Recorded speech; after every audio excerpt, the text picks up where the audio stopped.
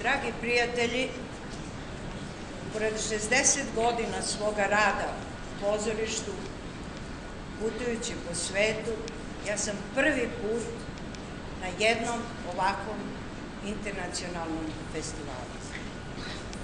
Želela bih da se zahvalim pre svega domaćinima i ovom gradu koji je pokazao jednu tako visoku, kultivisanu, duhovnu svest da jedna sredina za koju ja više nikada neću reći mala, jer malo je ono da se ništa ne događa, gde nikoga nema, a velika sredina je ona sredina koja ume da prepozna neke ljudske velike duhovne vrednosti. Želim da pozdravim i naše goste, internacionalne glumce, koji su dokazali da pozorište, odnosno umetnost, nema granice. I mi smo prvi koji smo otvorili te neke berlinske zidove, porušili i evo nas. I ništa nije daleko i ništa nije malo ako su ljudi veliki i ako su duhovno spremni da počaste svoje ljude. Internacionalna pozorišta su ona pozorišta koja nisu u klasičnim nacionalnim pozorištima, ali koji su shvatili da je pozorište tamo gde je publika. Pozorišta bez publike nema i ne postoji.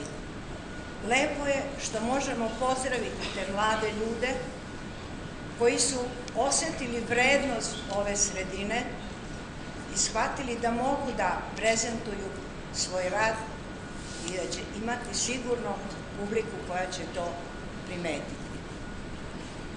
Ja bih sada na kraju htela da kažem jednu malu poslanicu za glumce.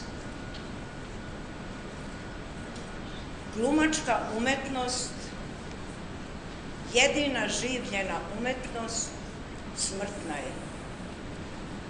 Od najtrošnijega u slavi sastoji se slava glumca, od popularnosti, od slučajno sabrane gomile.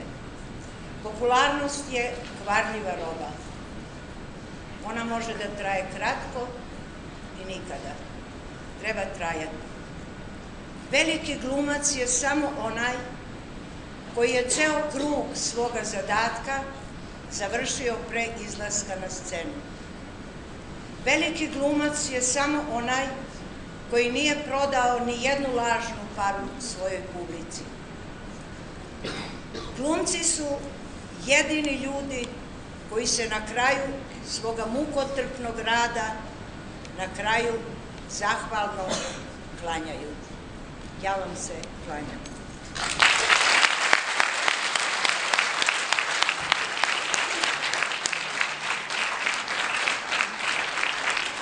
S osobitom čašću i počastvovana mogu da otvorim ovaj festival želeći im dobar vetar i lep prijem od, nadam se, publike koja će biti otvorenog srca za njih.